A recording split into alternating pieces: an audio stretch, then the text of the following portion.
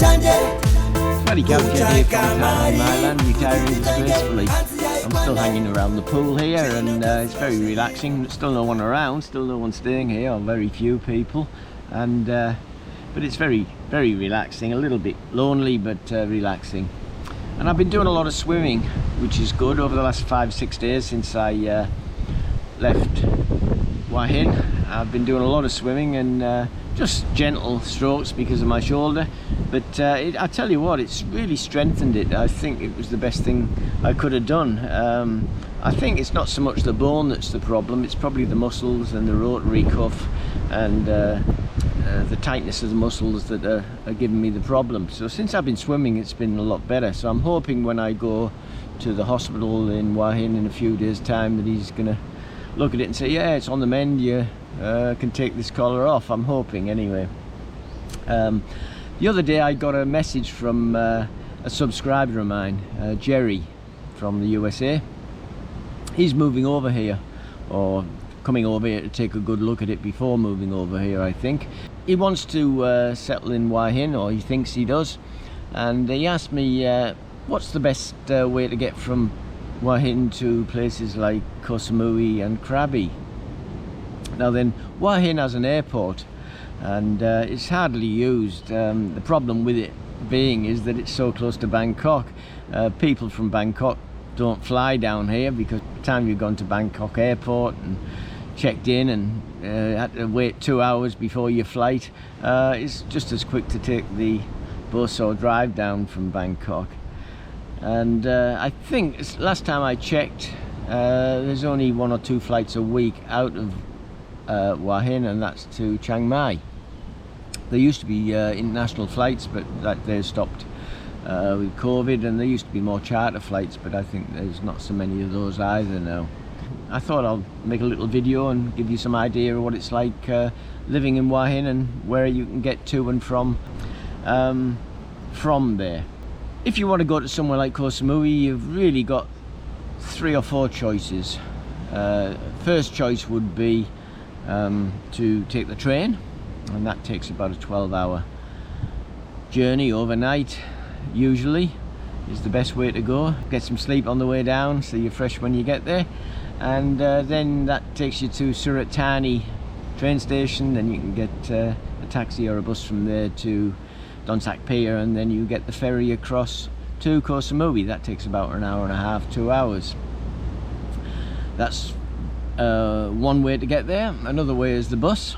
That takes about 10 hours to Don Sak Pier. Then you've got your hour and a half or 2 hour ferry ride across to Koh Samui. The third option would be to rent a car, which for me would be the better option. It takes about 7 to 8 hours driving non-stop, just stopping for petrol, maybe a bite to eat, but you can be there in about 7 or 8 hours, and then you've got the car. When you get to the other end, you can take the car across on the ferry, and then you've got that to drive around the island while you're visiting there. And the fourth option would be the one I normally take, which would be motorbike. And if you're coming here on holidays, you'd want to rent the motorbike. Now that is the dangerous option, obviously. As you can see from my problem, I've had a couple of accidents, and it's not the safest place to drive Thailand on a motorbike. So that would be depending on your skill of driving a motorbike. And make sure, if you do decide to do that, you've got a motorbike license. Don't even think about doing it on a car license. Yes, they'll rent you the motorbike, but your insurance will renege on the claim if you have an accident and you're injured and you're in hospital.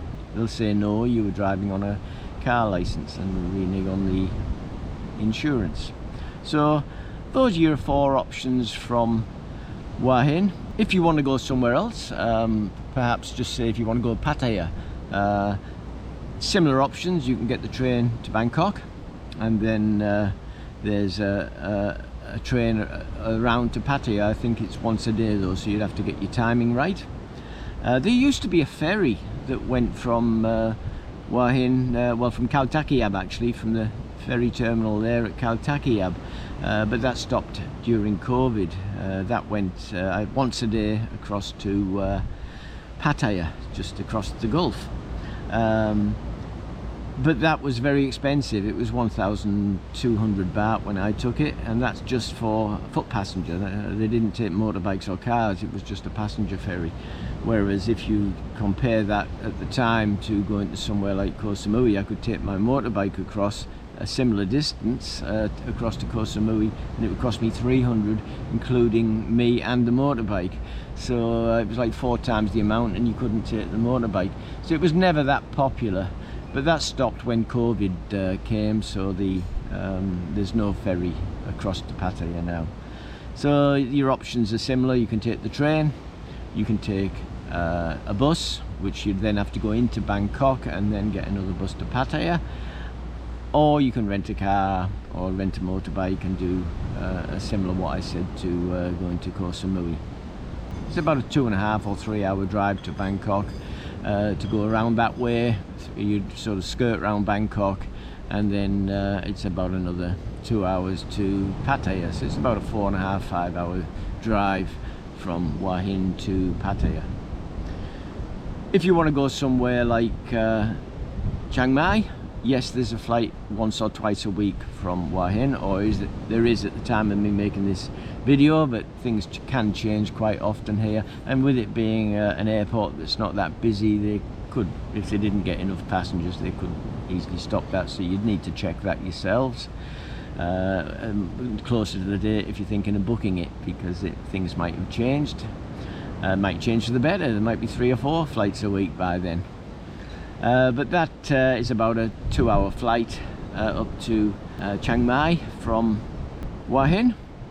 If you want to go somewhere like Khon Kaen, same thing, you need to go to Bangkok, get a flight from there to Khon Kaen, or you can drive. I wouldn't recommend driving a motorbike to Khon Kaen. I've done it, but it's quite a hairy drive. And a car's fine. It takes you about 10 hours to Khon Kaen driving by car. There's also buses. The bus services here in Thailand are very good because a lot of people use them. I prefer them than the train. They seem to be that little bit quicker, and you can get them more regularly as well. You can get buses from all around Thailand, so you need to check on the journeys that you're taking. It's like, for instance, from when I used to go up to Phitsanulok, I didn't have to go through Bangkok. The bus went direct from Hua Hin up to Phitsanulok. So sometimes you need to go through Bangkok, other times it skirts around and you can get a direct bus to different parts of Thailand. Same heading down. If you're going to go down to Koh Samui, Jerry asked me about Krabi. If you're going to go down as far as Krabi, I would say don't do it in one hit. Take 2 or 3 days to go down and come somewhere like this, Kui Buri, or places like Shumphon. Have 2 or 3 stops on the way down and make a holiday of it. Don't just do it in one hit. Then when you get to somewhere like Samui, if you're down that far, don't come all the way back if you've got time on your hands. Carry on down. If you've rented a car, go down as far as Krabi. That's about another 3 hours south. And Phuket would then be another 2.5, 3 hours from Krabi, further south. So that's the options for Hua Hin. There's train, a beautiful ornate train station in Hua Hin, and you can get the trains to just about anywhere in Thailand by going through Bangkok or heading south. They go down as far as the Malaysian border. There's buses, always many buses out of Hua Hin going to all points of Thailand. There's many rental car companies, large ones like Budget and Avis, and then if you take the smaller ones, you're going to get a lot cheaper if you're going to get the more independent ones. And motorbikes, you can rent motorbikes here, and as long as you tell them that you're taking it out of town. Some of them don't like it, and maybe you say no, they won't rent it to you, and others won't mind as long as you are paying the money for it. They don't care where you take it. If you're in Koh Samui, you can also take a ferry from Koh Samui across to Koh Phangan. That's a car ferry if you want to take a car or motorbike. And likewise, if you're in Krabi, you can take a ferry from Krabi town to Phuket or Phi Phi Island. If you're heading down that way and you decide you want to go further south, the road leads all the way down to the Malaysian border, down near Songkhla and Hat Yai.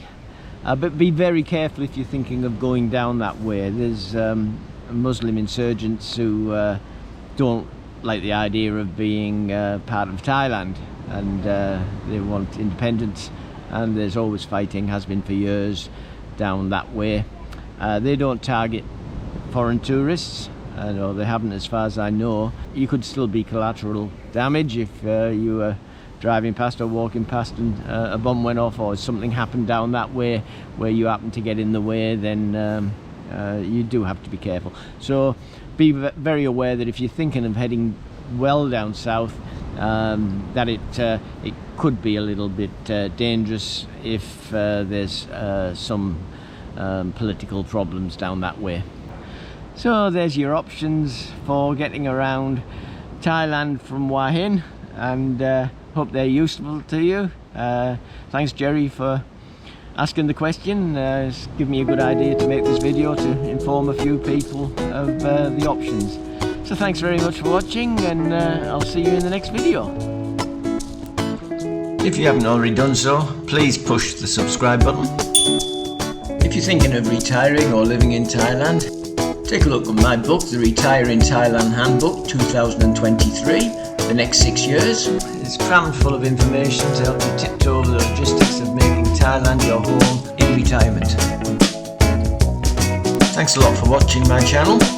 So until next time, stay safe, keep smiling, I'll see you in the next video. Cheers for now.